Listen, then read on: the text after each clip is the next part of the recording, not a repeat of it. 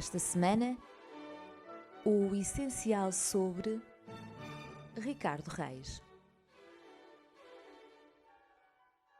Ricardo Reis nasceu no Porto a 19 de setembro de 1887 e foi educado num colégio de jesuítas.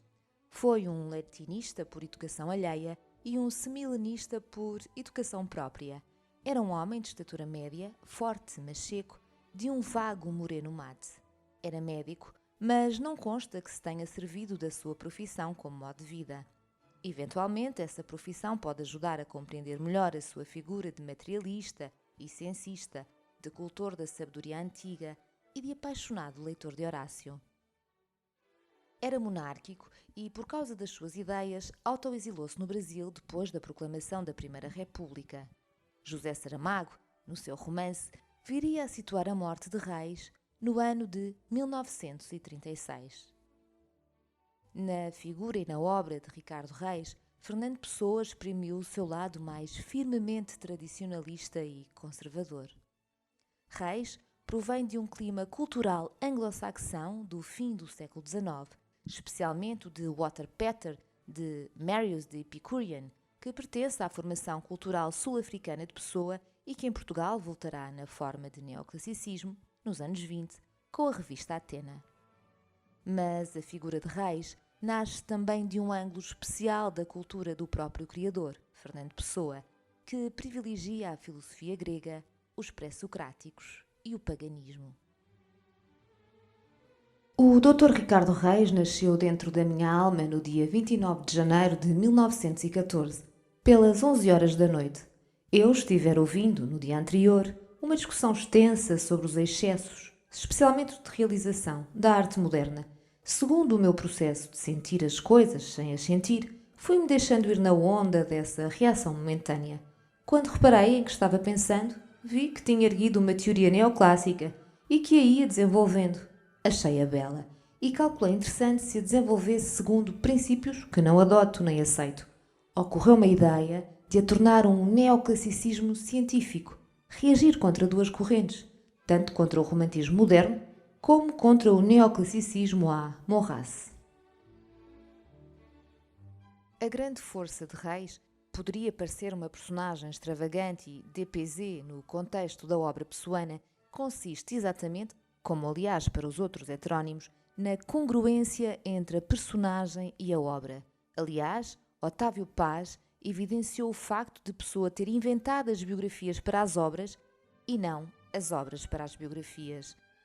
A personagem que Pessoa chama Ricardo Reis demonstra de facto um extremo rigor entre a sua fisionomia e os seus hábitos, e o côté poético do tipo helenizante que Pessoa tem em si resulta numa personagem de grande credibilidade.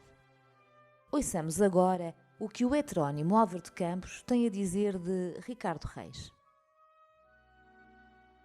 O nosso Ricardo Reis teve uma inspiração feliz, se é que ele usa inspiração, pelo menos por fora das explicações, quando reduziu a 6 linhas a sua arte poética. Não a arte poética, mas a sua. Que ele ponha na mente ativa o esforço só da altura, seja o que isso for, concedo.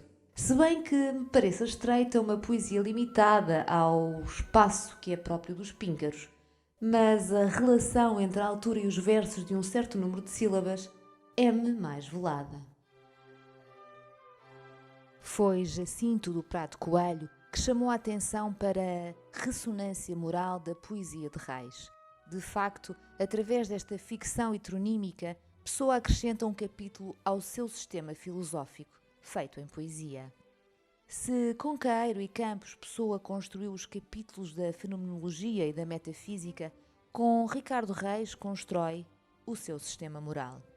É uma moral epicureia, no sentido mais genuíno e profundo do termo. Não é um epicurismo banal e decadente, mas sim uma reflexão, como lhe chamou Prado Coelho, em torno da dor da nossa miséria estrutural. Se lermos nestes moldes a poesia de Reis, compreendemos melhor o valor altamente simbólico e imediato do mundo em que ele vive. Reis é o primeiro a saber que os bosques da Arcádia, as suas lídias e cloés e os seus rosais são representações abstratas, quase a ideia platónica de um mundo clássico onde é possível afrontar, em termos éticos, os temas da vida e da morte.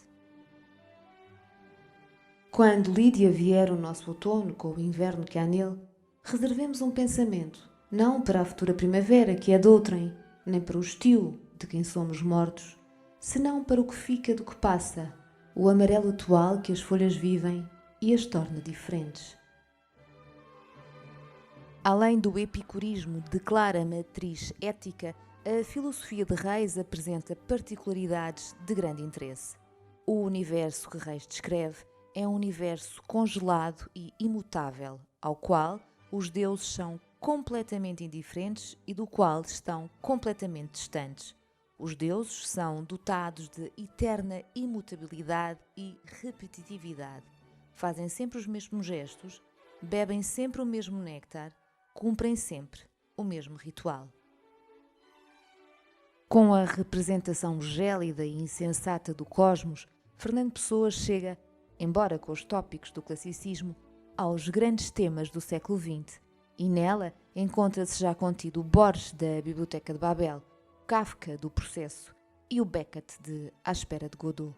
Curiosamente, Ricardo Reis, que com os estilemas horacianos e a filosofia epicureia se esquivou aparentemente ao moderno dos seus companheiros heterónimos, revela uma espantosa modernidade, o susto do homem do século XX que se interroga acerca do sentido do universo. E o companheiro modernista Álvaro de Campos aprecia-o. Aprecio, realmente, e para falar a verdade, acima de muitos, de muitíssimos. A sua inspiração é estreita e densa, o seu pensamento compactantemente sóbrio e a sua emoção real, se bem que demasiadamente virada para o ponto cardeal chamado Ricardo Reis. Mas é um grande poeta, a que o admiro, se é que há grandes poetas neste mundo fora do silêncio de seus próprios corações. O podcast de hoje teve por base o livro O Essencial sobre Fernando Pessoa, de autoria de Maria José de Lancastre. A leitura foi de Tânia Pinto Ribeiro, a assistência técnica de Marta Brás. O Essencial sobre, um podcast da Imprensa Nacional.